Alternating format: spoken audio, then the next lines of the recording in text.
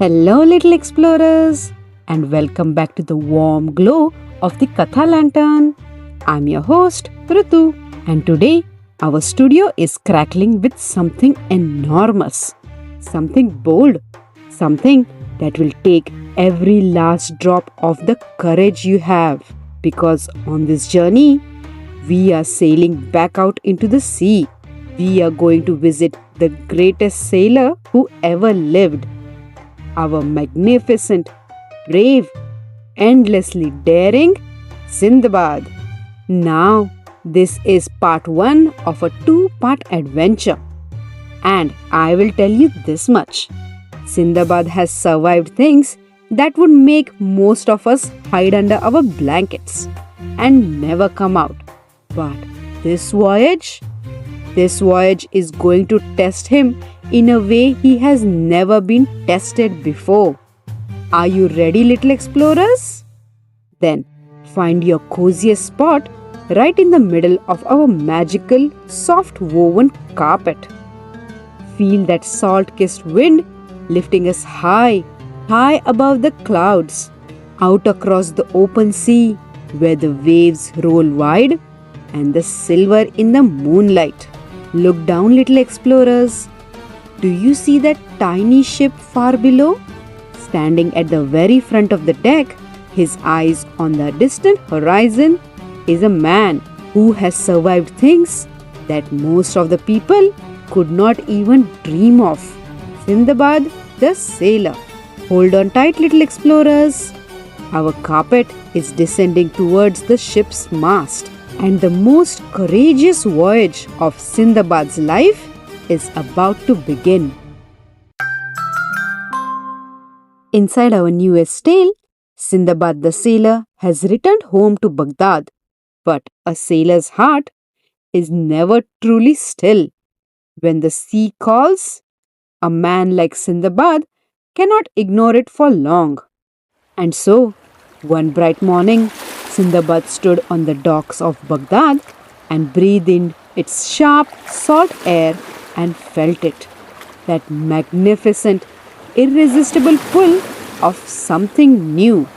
He gathered his finest goods and found the most seaworthy ship in the harbor and set sail once more into the wide blue unknown. For weeks, the voyage was glorious. The winds were kind and the skies were clear. The crew laughed and sang and fished off on the side of the ship in the golden afternoons. But the sea does not stay kind forever. One evening, as the sun just began to sink toward the horizon, the captain of the ship called out in a sharp voice, "All hands, reef the sails! There is a current ahead and I do not like the look of it. It is pulling us in a different direction. Pull! Pull!" The crew scrambled. Oars dipped furiously into the water, but the current was stronger than anything they had ever felt. A deep, silent, invisible hand beneath the surface, tugging the ship sideways through the waves. The captain gripped onto the wheel until his knuckles turned white and shouted over the rising wind, It is no use. The current has us. Hold on to something. Hold on. The ship struck something in the dark water, something hard and hidden beneath the waves. And in one breathlessly terrifying moment, the hull split apart. The ship's mast snapped like a twig, and the great ship broke into pieces around them. Sindbad grabbed the largest plank he could find and held on with everything he had. The cold water swirled around him. The sea was dark and roaring like the wind. He called out to his crew, but one by one, the voices in the darkness went quiet. Then, silence. When Sindbad opened his eyes, the storm was gone. He was lying on a rocky shore. His plank had carried him through, and deposited him, battered and exhausted, on a beach he had never seen before. He sat up slowly and looked around. The rocks around were dark and jagged. The beach was narrow, and rising up behind him were the cliffs, which were impossibly high and impossibly steep. Great walls of dark stone that rose so far above that their tops disappeared into the clouds. There was no way up, no way around, no ship, no cargo, and no crew to be seen. Sindbad was completely alone. All right, I am alive. I am not hurt. And where there is life, there is a way forward. There is always a way forward. Sindbad spent the whole day exploring the narrow shoreline. He noticed something strange. The river. There was a river running along the base of the cliff, and it did not flow out to the sea as rivers usually do.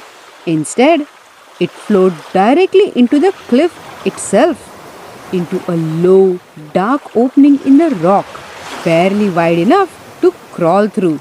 The water slipped inside and vanished, carrying the leaves and driftwood along with it, swallowed up by the entire darkness. Sindbad crouched at the opening and peered inside. He could hear the water echoing far, far down into the deep somewhere beneath the earth. He sat on his heels and thought for a very long time. The cliff cannot be climbed. There is no path along the shore. The sea brought me here, and the seas will not carry me back without a ship. But this river is going somewhere. Rivers always come out somewhere. Sindbad gathered the driest driftwood he could find along the shore and bundled it up tightly into a torch. He made a small raft from the largest pieces of the shipwreck he could find. He created a small raft from the largest pieces of timber. He loaded onto it the small pouch of food he still had tied to his belt. He lit the flame and then he pushed off into the current, ducked his head beneath the low stone arch, and let the river carry him into the darkness below. The tunnel opened up almost immediately into something that took Sindbad's breath away. He was not in a tunnel at all.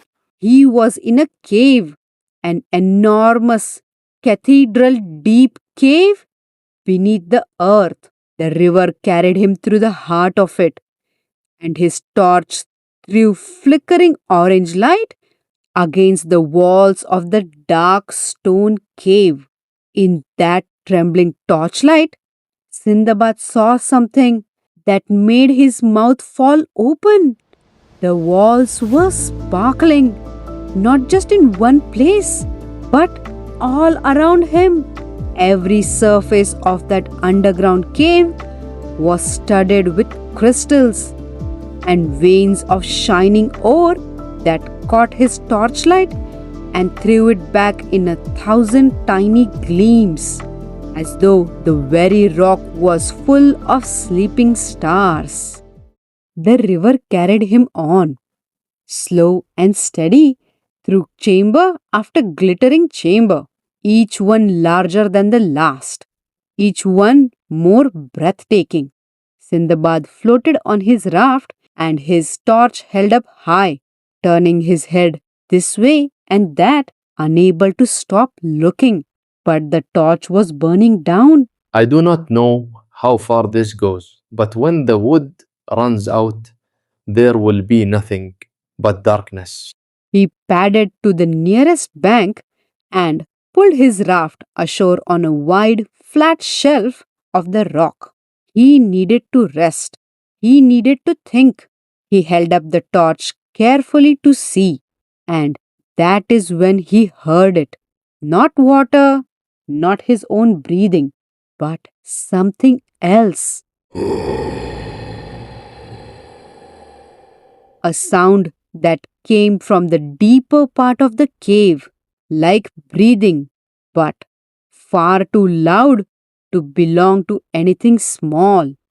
Sindbad froze. He stood completely still on that rocky shelf, torch held up high, and he listened intently.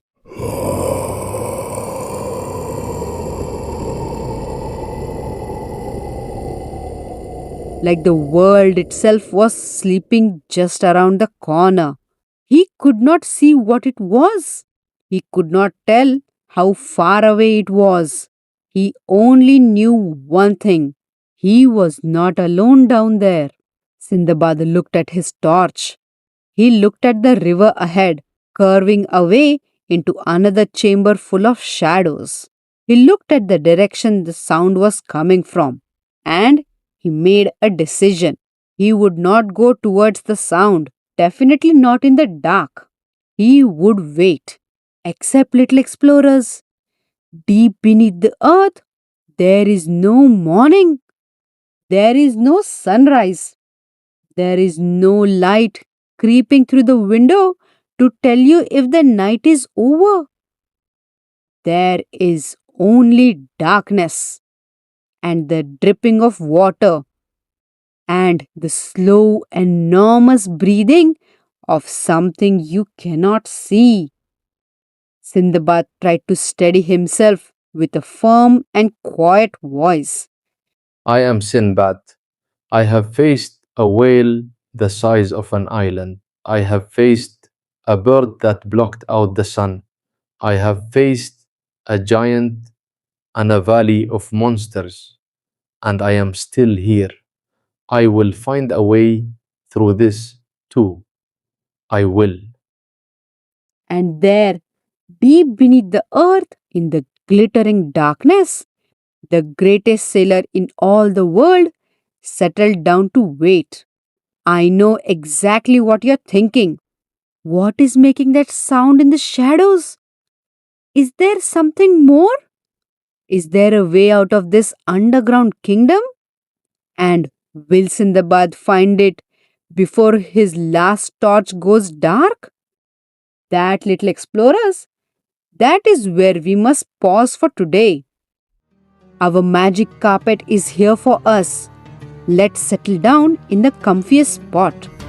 The magic carpet is now carrying us gently upward, through the dark chambers, past the sparkling walls, up through the cliff and out into the open sky.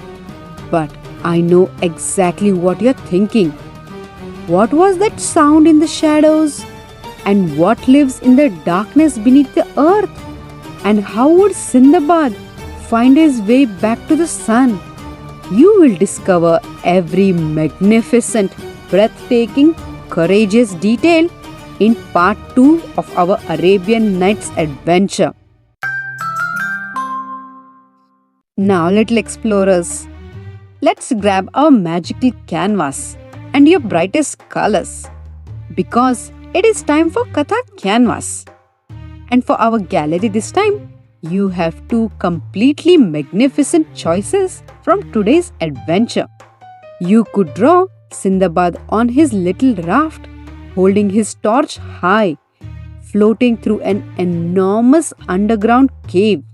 Or you could draw the sparkling cave with the river inside. Parents, please snap a picture of your little explorer's masterpiece and write their name on it. Send it to us via DM on Instagram at the Katha Lantern. We would absolutely be thrilled to add it to our glowing Katha Canvas highlights gallery. And little explorers, do not forget to come back for part 2 to listen to Sindbad's most courageous adventure yet. And I promise you, it will be the most extraordinary, most triumphant journey we have ever taken together. If your little explorers loved this adventure, please hit the plus sign on Apple Podcast or tap the follow button and the bell icon on Spotify. Liking the show or leaving a quick review is the absolute best way to help other families find our magical podcast of stories. Until next time, I'm your host, Rutu. Stay curious as you grow and let your imaginations glow.